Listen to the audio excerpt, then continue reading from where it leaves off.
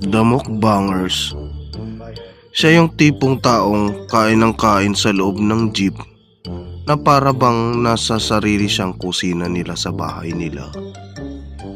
Tindero. Sila yung sobrang sipag na maski lahat ng tinda nila dadalhin nila sa loob ng jeep at mapipilitan ka talagang bumili ng kanilang mga tinda. Minsan pa nga magpapabarya pa sila sa inyo or kayo ang magpapabarya sa kanila.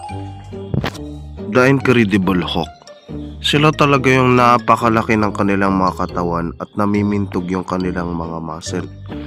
Flex ng flex sa barandilya ng mga jeep or yung hawakan ng jeep.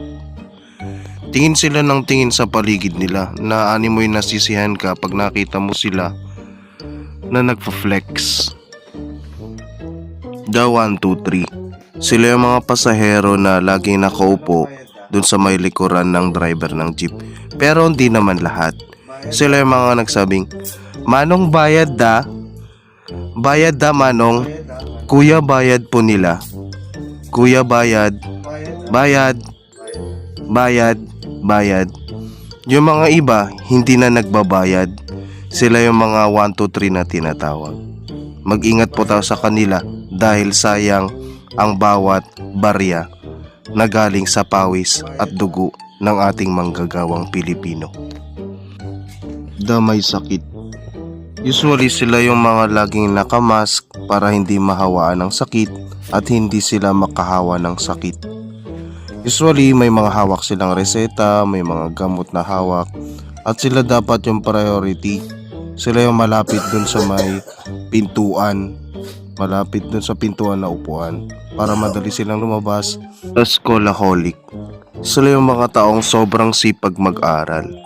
Sila yung mga summa cum laude, mga magna cum laude, mga cum laude.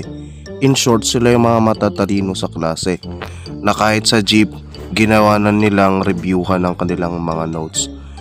Ito yung mga estudyante rin na malapit nang mag-exam. Exam na siguro nila ngayon or kinabukasan na kulang ang kanilang mga review para matas ang makuha nila sa exam.